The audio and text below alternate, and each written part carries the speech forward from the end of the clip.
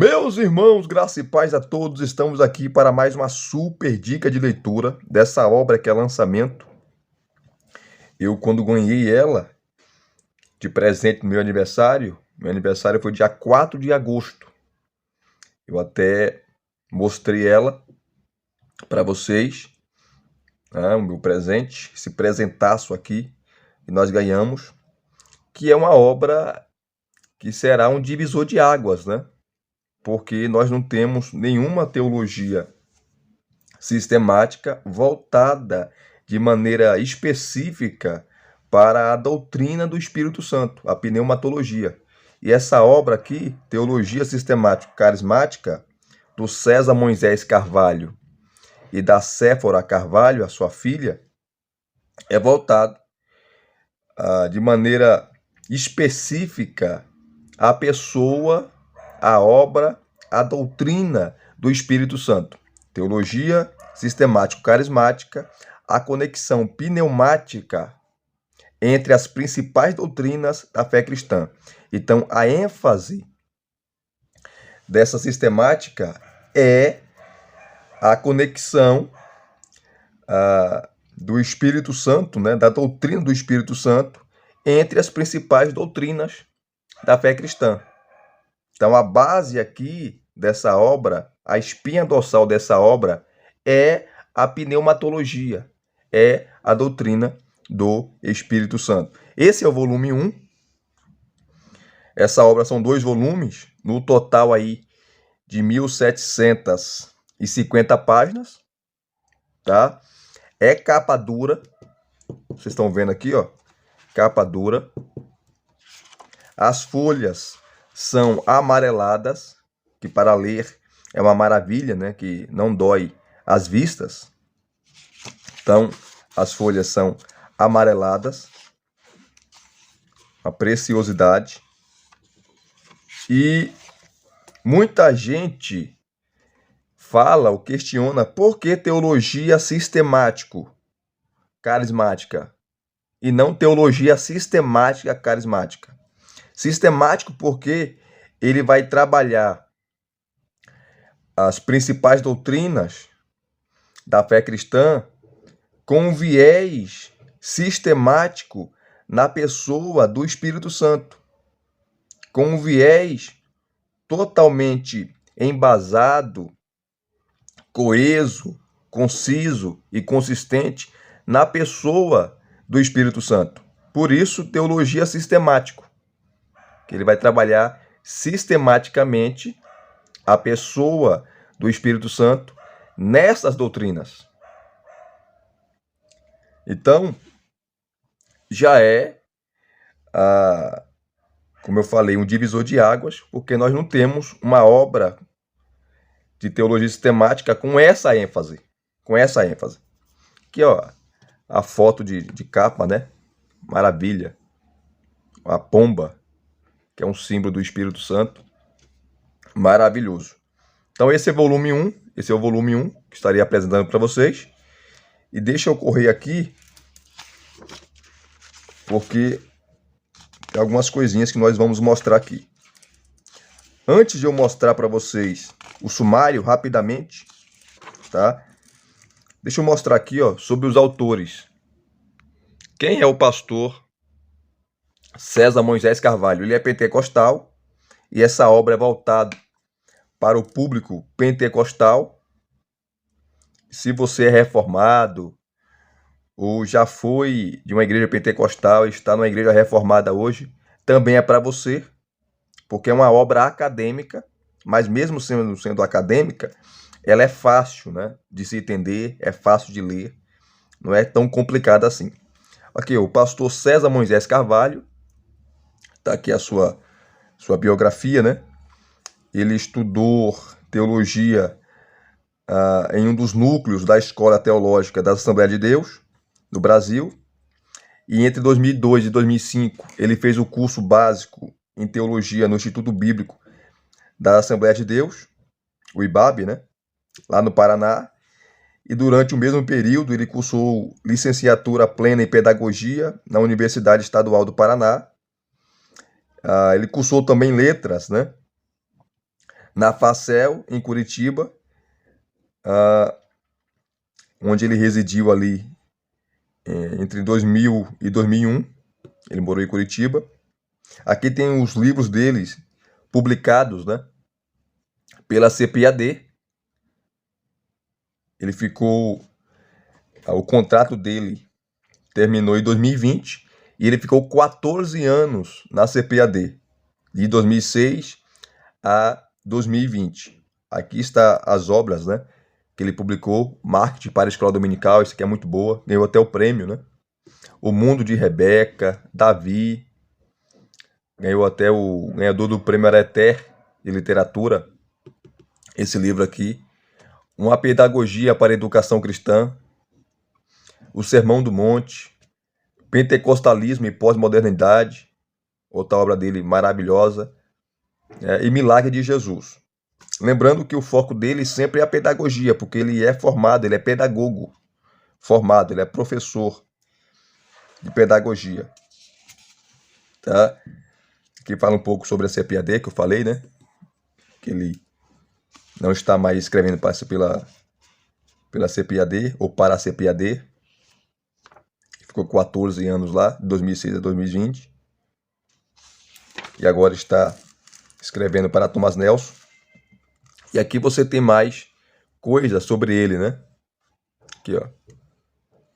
Antônio Gilberto, que foi considerado o maior teólogo da Assembleia de Deus. Ele era o consultor bíblico da CPAD, né? Das revistas, das lições bíblicas, as nossas revistas. E ele faleceu. E quem assumiu a cátedra no lugar dele foi o pastor Elienay Cabral. Cadê, papá? Aqui, ó. Que tem mais do seu currículo, né? Ele também, além de ser pedagogo, né, professor, ele é especializado em teologia pela PUC-Rio, mestre em história pela Universidade Federal Rural do Rio de Janeiro e faz parte do Laboratório de Estudos dos Protestantismos na Universidade ali no Rio de Janeiro e do Instituto de Cristianismo Contemporâneo da Universidade Lusofona de Portugal. César também lecionou nos cursos de Teologia, Pedagogia e na especialização em Teologia Pentecostal na Faculdade Evangélica de Tecnologia, Ciências e Biotecnologia da CGADB. CGADB, que é a Convenção Geral das Assembleias de Deus no Brasil. Ele é assembleano pentecostal, tá? O erudito. Quem disse que o pentecostal ou pentecostalismo não é erudito, só fala asneira, besteira, não conhece o pentecostalismo. Graças a Deus, nós avançamos bastante e para o melhor. Para o melhor. Em teologia, em obras acadêmicas, teológicas e por aí vai. E a sua filha Séfora Carvalho, ela tem 24 anos e ela começou a escrever bem jovem. E aos 10 anos, ela já mantinha um blog sobre fé e ciência. Aos 13, ela foi convidada para escrever, né? A escrever para revistas de lições bíblicas para adolescentes, publicada pela CPAD, então, com 13 anos, né? Muito nova. Anos depois, a mesma editora também publicou seu primeiro artigo, também voltado para o público jovem, na revista Geração GC.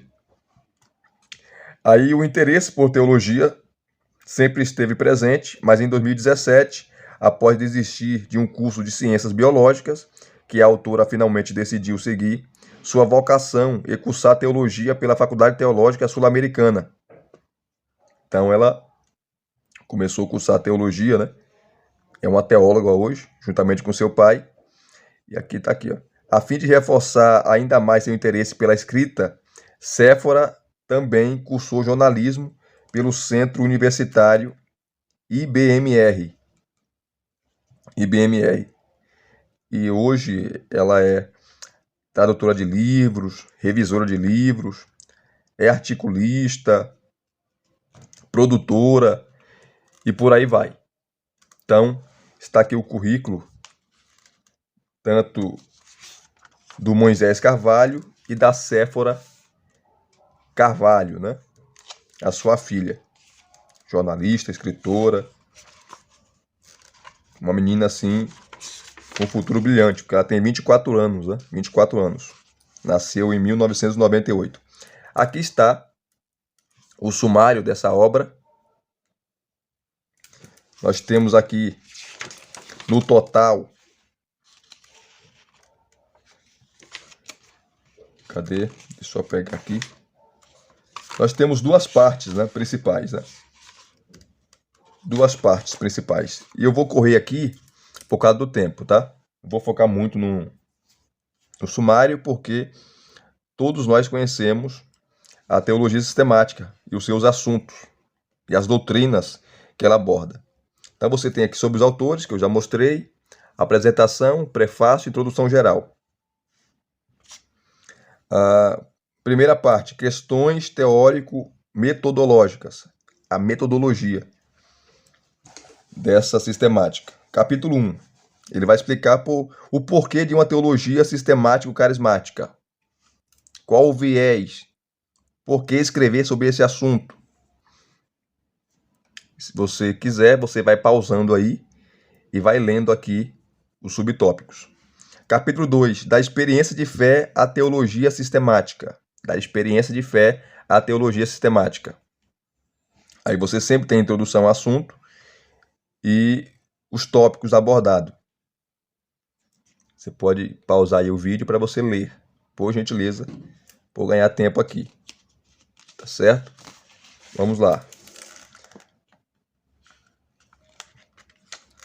Aqui começa a segunda parte. A segunda parte é a análise doutrinárias, né? Análises doutrinárias, que é os temas, né? Os assuntos abordados na teologia sistemática. O capítulo 3 é a teologia que ele vai abordar. Aqui vai falar sobre a teontologia, a doutrina de Deus e por aí vai. Então, ó, você tem sempre a introdução, definições e objetivos da teologia, a autorrevelação de Deus. Como Deus se revelou, enfim, como nós conhecemos, né? A teontologia, a natureza de Deus. Tá tudo aqui, você pode pausar aí e ler os subtópicos, né? Que ele irá abordar aqui. O capítulo 4 é a pneumatologia. A pneumatologia. Daqui a pouco eu vou mostrar para vocês com mais detalhes. Deixa eu só concluir aqui o sumário e eu volto para o capítulo 4, mostrando os detalhes. E o capítulo 4 tem quase 1000 páginas só falando sobre a pessoa do Espírito Santo, que é o foco dessa teologia, né? Sistemático-carismática. Daqui a pouco eu volto para o capítulo 4, tá? O capítulo 5, nós temos a cristologia. Nós temos a cristologia. Definições, objetivos. Você pode pausar aí para você ler os subtópicos, né? O capítulo 6, nós temos antropologia teológica. Antropologia bíblica, né? A doutrina do homem. O capítulo 7, nós temos a hamartiologia, a doutrina do pecado. Você pode pausar aí para estar lendo. Pelagianismo, semi-pelagianismo, federalismo, enfim. Excelente também. O capítulo 8, nós temos a soteriologia, que ele fala sobre os conceitos arminianos, calvinista, a Ordo Salutis, ou a ordem da salvação, no sistema calvinista, no sistema arminiano, enfim. Como o pentecostalismo entende, né? A soteriologia, o pentecostalismo é arminiano. Tá aqui o capítulo 8, você pode ler aqui os subtópicos. Que ele continua, ó. Você pausa aí para você ler. Tá certo? E o capítulo 9, nós temos a eclesiologia, a doutrina da igreja. Excelente também. Vai pausando aí para você estar lendo, né? Por gentileza. Os tópicos aqui, os subtópicos. E o capítulo 10, nós temos a escatologia. Lembrando que a escatologia pentecostal, ela é dispensacionalista, pré-milenista e pré-tribulacionista.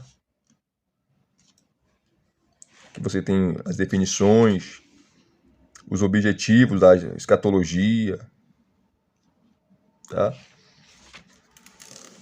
Olha aqui. Estado intermediário, ressurreição, enfim. E no final você tem a bibliografia, tá? Bibliografia. Excelente, né? 1775 páginas, praticamente 1800 páginas, né? Entre o volume 1 e o volume 2. Os dois volumes chegam aí a 1800 páginas, praticamente. Então é uma obra de peso. Deixa eu voltar para o capítulo 4, porque o capítulo 4 é importante, interessante. Porque ele começa aqui, ó, é o capítulo mais longo, né?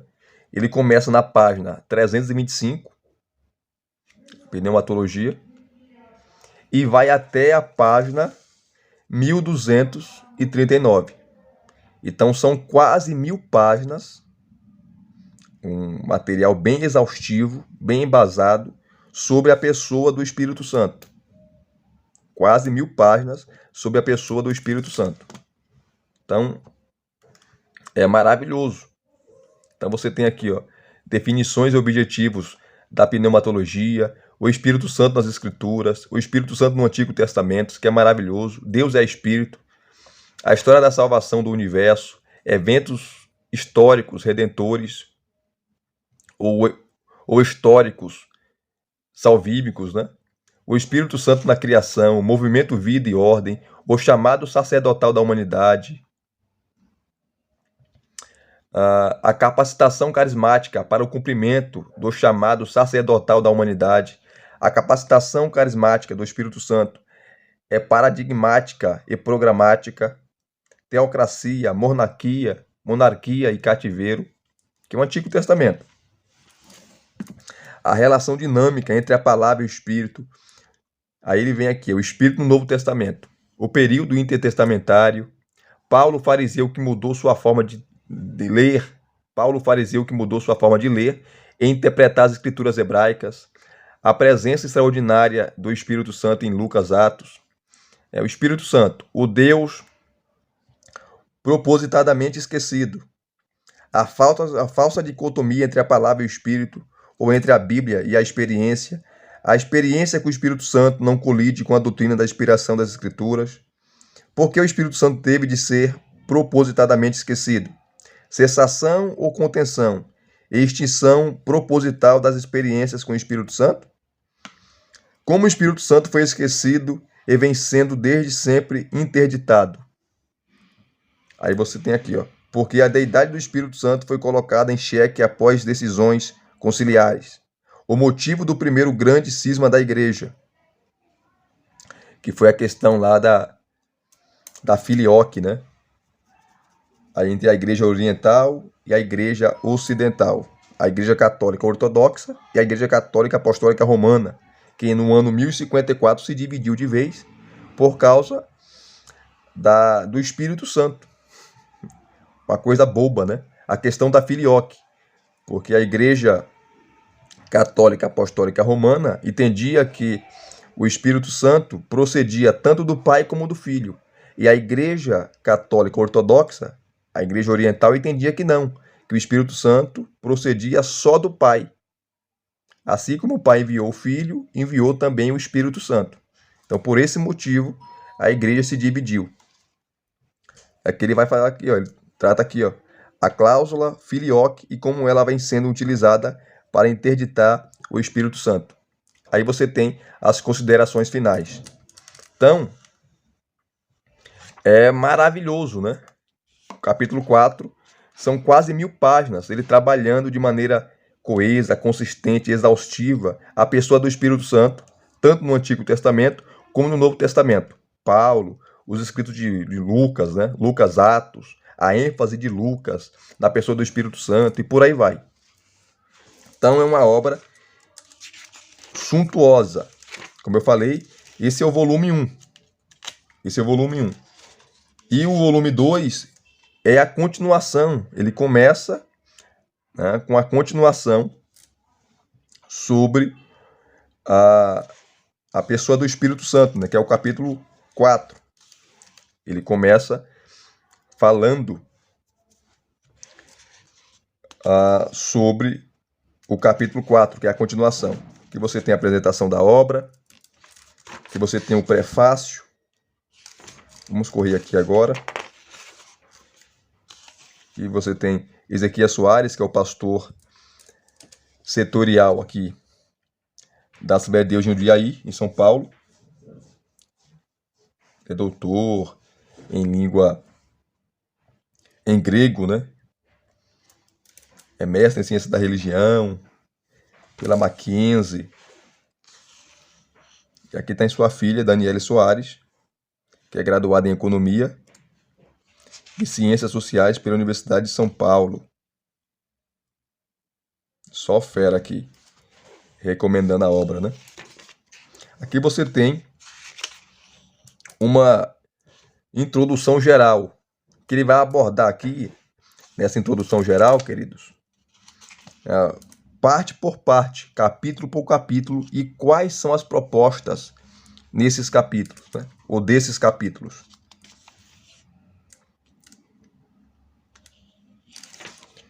Ele vai trabalhar aqui, tá?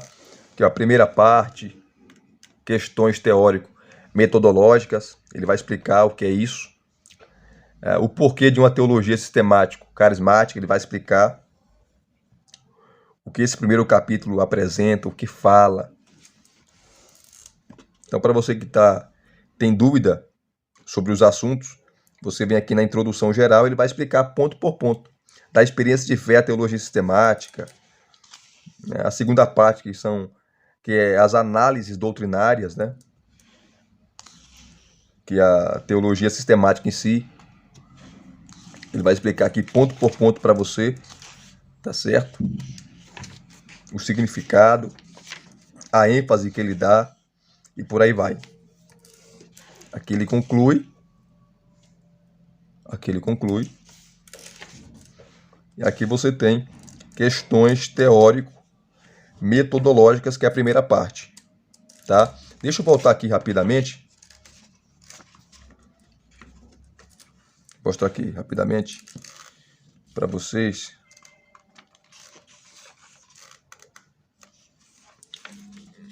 Como eu falei para vocês, essa obra ela é capa dura, páginas amareladas. Você pode ler tranquilo, que não dói as vistas, né? Maravilhoso. Deixa eu pegar aqui o capítulo 4, a pneumatologia, página 325. Vamos aqui na página 325, rapidamente. Aqui começa o capítulo 4, o capítulo mais longo, como eu falei. São quase 1000 páginas, ele abordando sobre o Espírito Santo. E você sempre vai ter aqui, ó, notas de rodapé, aqui embaixo. Bastante nota de rodapé, ele citando obras, citando autores, pensamentos de outros teólogos, textos bíblicos e por aí vai. Que é a introdução ao assunto. E como eu falei, ó, notas de rodapé aqui o tempo todo.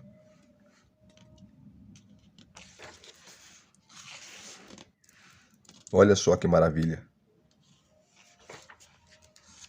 Terminando aqui a introdução, ele começa definições e objetivos da pneumatologia, da doutrina do Espírito Santo.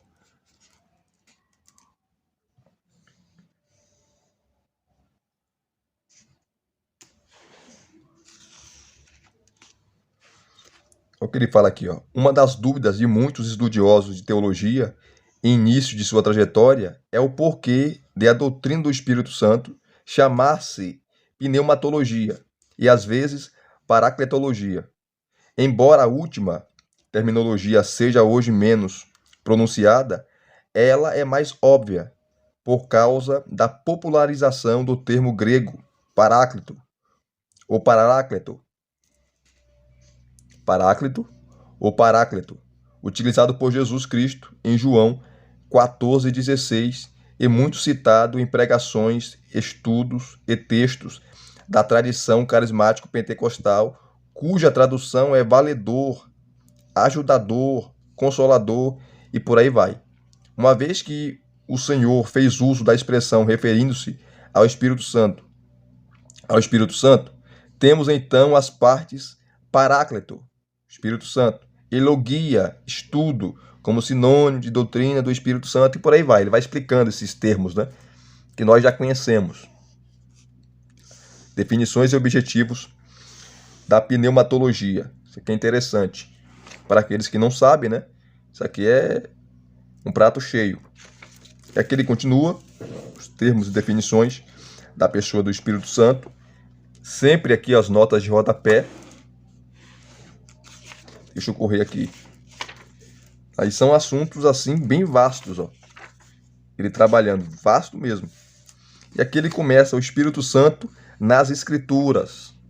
Lembrando que o Espírito Santo ele não é uma força ativa, como ensinam várias seitas. Ele é Deus. Ele tem personalidade própria. Ele pensa, ele age, ele fala, ele se entristece. Ele tem personalidade, ele é uma pessoa. E aqui, ó, essa parte aqui é maravilhosa. É uma pena que não dá para ler, porque é muita coisa. Olha aqui, ó. Como já temos insistido, nossa fonte primária de teologia são as Escrituras. Assim iniciamos perguntando: o que elas têm a dizer sobre o Espírito Santo?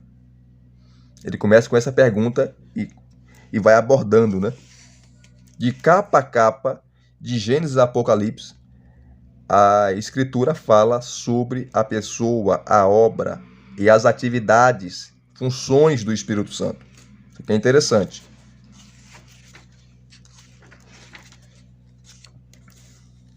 Ele trabalha toda essa questão aqui. E aqui começa, né, o Espírito Santo no Antigo Testamento, que é a página 350.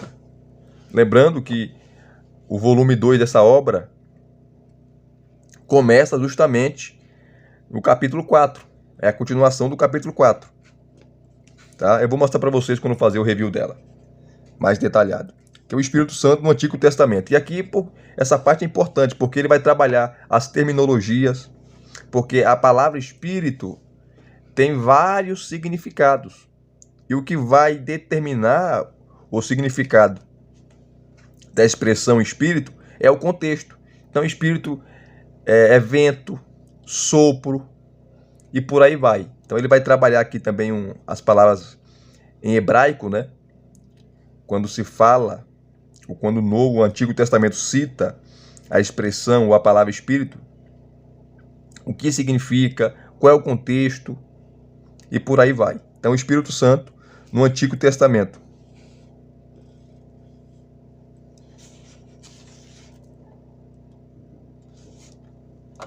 Ele já começa assim, ó. Como já dissemos, é lugar comum os teólogos se desculparem pela pífia importância dada ao Espírito Santo de Deus no edifício teológico. Uma dessas conhecidas escusas é que no Antigo Testamento não se vê claramente a pessoa do Espírito Santo, a ponto de Abraham Kuyper dizer, por exemplo, fazendo o contraste entre Jesus e o Espírito, que é notória a abundância de referências que o Antigo Testamento faz ao Messias e quão comparativamente pouco ao Espírito Santo. Aqui ele vai citar Kuyper, aqui, ó, a obra do Espírito Santo. Abraham Kuyper foi um grande estudioso, foi político, né? Reformado. Um homem assim que escreveu muito e deixou a sua história marcada, né?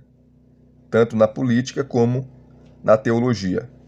Interessante aqui, ó. Então ele já começa batendo pesado, falando da desimportância que muitos têm dado ao Espírito Santo, falando que ele não aparece muito no Antigo Testamento. E aqui o pastor César Moisés, ele vai mostrar o contrário. O Antigo Testamento fala muito, mas muito do Espírito Santo. Isso aqui é um fato. Então ele vai trabalhando o Espírito Santo no Antigo Testamento de maneira bem detalhada. Como vocês estão vendo aqui, é muita coisa mesmo. Citando textos, citando dicionários, citando obras teológicas, fazendo exegese do texto, tá? Aqui, ó, deixa eu pegar aqui, essa parte aqui é importante. Vamos ler aqui, ó. Cadê? Sobre o termo ruah, sopro, vento, que aparece no Antigo Testamento, né? Que significa? Que é uma palavra polissêmica, né? Que tem vários significados. O que vai definir o significado é o contexto. Aqui, ó. Mas ruah também era utilizado no aramaico, na acepção correspondente, já exposta nas possibilidades do substantivo hebraico, como mente, espírito, vento, isto é, a mesma expressão é igualmente um substantivo aramaico que significa vento, espírito de uma pessoa, mente, espírito divino, e suas ocorrências na Bíblia são todas no livro do profeta Daniel, pois para a mentalidade hebraica a expressão em seu âmago condensava a experiência de algum poder misterioso, invisível, impressionante, vivo, e tal ideia incluía forças como o vento, o ser interior ativo de uma pessoa onde residiam as atitudes, os sentimentos e o intelecto. Aqui está as passagens de Daniel. Como não poderia deixar de ser, o substantivo aramaico, ruah, igualmente refere-se ao Espírito Divino, que podia descer de Deus e habitar pessoas, dando-lhes frequentemente habilidades sobrenaturais, como a habilidade de Daniel de interpretar sonhos. E nesse sentido, e nessa acepção, tal palavra é idêntica em forma e significado ao substantivo hebraico ruah, sobre o qual diz o mesmo dicionário de Strong. Aqui ele vai citar Strong. Substantivo feminino, que significa espírito, vento, sopro. A palavra é usada para se referir ao Espírito de Deus ou do Senhor. O Espírito do Senhor inspirou os profetas para proferirem suas profecias. O Espírito do Senhor moveu os profetas no tempo e no espaço, como no caso de Elias. A palavra podia ser modificada por um adjetivo para se referir a um espírito mau da parte do Senhor. O Espírito de Deus é mencionado apropriadamente como o Espírito Santo. Aqui está as passagens. O Espírito Santo produziu e controlou a mensagem dos profetas, mesmo de um profeta mesopotâmico como Balaão. Davi foi inspirado pelo Espírito a falar como um profeta. O Espírito esteve presente entre os exilados que retornaram a Jerusalém, são Ageu, Zacarias, e seria derramado nos últimos dias sobre toda a carne, concedendo profecia, sonhos e visões, o famoso texto de Joel 2:28. O Espírito de Deus contristou-se por causa da rebelião do povo de Deus, citando Isaías 63:10. Então, esse termo ruah, há uma palavra polissêmica que tem vários significados. E o que vai definir é o contexto. Então ele vai trabalhando essa palavra aqui. E também pode se referir ao Espírito de Deus, capacitando os homens, capacitando os profetas a profetizarem. Eles eram capacitados pelo Espírito Santo. Então ele vai trabalhando aqui esse termo de maneira espetacular, didática, coesa, consistente. E aqui ele continua, citando Strong ainda. O dicionário, porém, não se limita a esses exemplos do uso do substantivo hebraico ruah.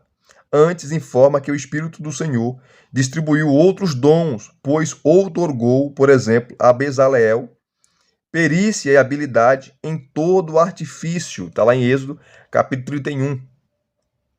Quando Deus os capacitou, aqueles dois homens, né? Um deles era Bezalel, para fazer ali todas aquelas obras no tabernáculo ali no deserto. Então ele foi habilitado, capacitado pelo Espírito Santo, que ele dá habilidade, ele dá capacidade.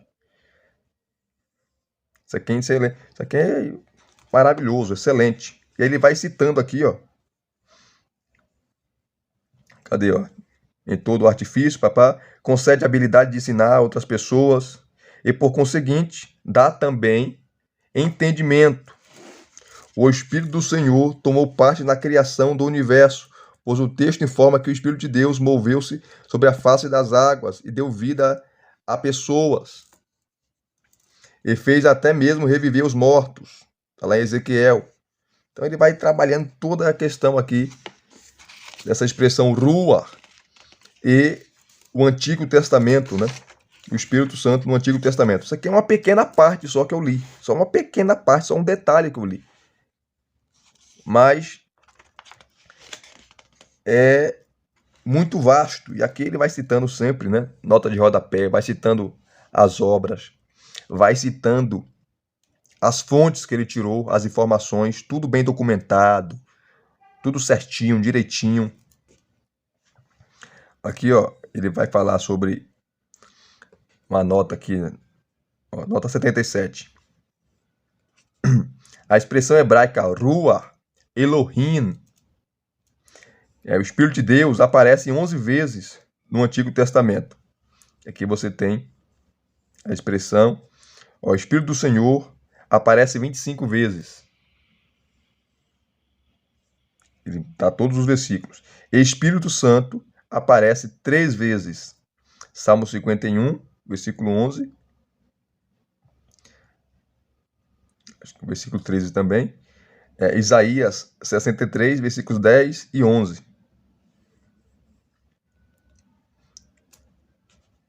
Ele citando aqui essas expressões, né? Que o Antigo Testamento traz sobre o Espírito Santo. E aqui é muita coisa. Olha só. Olha o tanto de páginas ele abordando sobre o Espírito Santo no Antigo Testamento. Os termos que aparecem. Citei só o termo rua. Mas ele cita aqui outros termos, né? O sopro, o vento, o Espírito Divino, a mente. Vários significados aí para esse termo. Ele vai citando aqui, ó. Olha só. Aqui ele cita alguns teólogos, tá? Sobre a pessoa do Espírito Santo. Ó, para fechar esse background sobre as ocorrências de rua no contexto bíblico do Antigo Testamento, é interessante apresentar a classificação semântica ou dimensões dos diferentes usos e aplicações desse substantivo.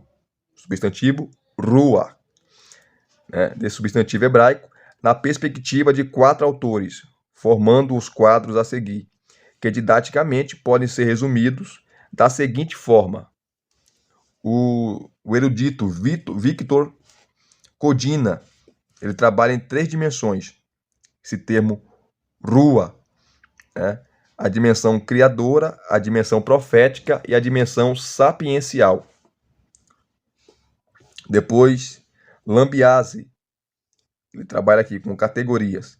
Categoria físico-cósmica, antropológica e teológica. E você tem as linhas de influência, né? Linha carismática, real, profética, né? A antropológica, a real é a profética, a teológica é o messiânico, escatológica. Você tem o Caseles, outro grande erudito, que ele vai trabalhar com as categorias aqui, ó, cósmica, real, profética, comunitária, litúrgica. Que sempre trabalhando aqui, eles estão trabalhando as ocorrências do termo rua no contexto bíblico do Antigo Testamento. As categorias. H.C. Matos, ele trabalha com intervenções carismáticas, comunidade permanente em vista de uma função, o espírito de Yahvé como princípio de vida moral, tá? A rua e a expectativa messiânica. Então, olha que detalhes maravilhosos, né? E aqui ele continua explicando esses termos desses teólogos. Deus é espírito. O Antigo Testamento traz essas informações, né? Mesmo trabalhando com o antropomorfismo, que é colocar qualidades físicas em Deus, ou forma física em Deus, para entender quando se fala a mão do Senhor, quando se fala o braço do Senhor, quando se fala o pé do Senhor, é antropomorfismo. É os autores falando em uma linguagem humana para eu e você entender. Eles pegam a linguagem eterna e a transformam numa linguagem acessível, humana, para nós entendermos, senão nós não entenderíamos nada. Então, é os autores bíblicos usando a nossa anatomia, o nosso corpo, para falar de Deus. Isso é antropomorfismo. Também antropopatismo, que é colocar sentimentos humanos em Deus. Quando fala que Deus entristeceu-se, Deus se arrependeu. Essas expressões para eu e você entender. Aqui, ó. Deus é espírito. Interessante isso. Então é maravilhoso, gente. Olha tanto de páginas aqui, ó. E aqui você tem sempre, como eu falei para vocês, nota de rodapé, a história da salvação do universo.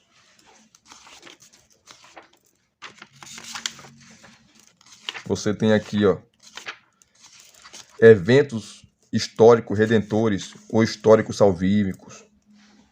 Tudo baseado no Antigo Testamento e na pessoa do Espírito. O Espírito Santo na criação, como ele agiu na criação.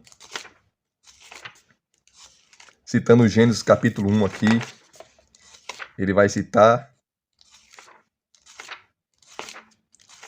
Olha o tanto de páginas que ele trata sobre esse assunto. Movimento, vida em ordem. Movimento, vida e ordem. Espírito Santo ali.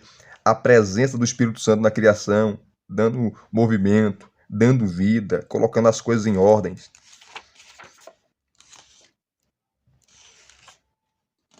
Que ele cita John Alton, né? Grande erudito no Antigo Testamento, principalmente no contexto histórico e cultural. Ele cita aqui John Alton, aqui, ó. Não dá para ler por causa do tempo, mas é muita coisa, gente. Muita coisa, vocês estão vendo aí. Eu só li aqui só uma nesgazinha, como diz o nordestino, né? Só um detalhe, só pequenos detalhes que eu li aqui.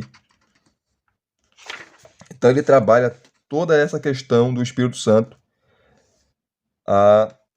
no Antigo Testamento, o chamado sacerdotal da humanidade. O que isso significa? Sempre no foco da pessoa do Espírito Santo.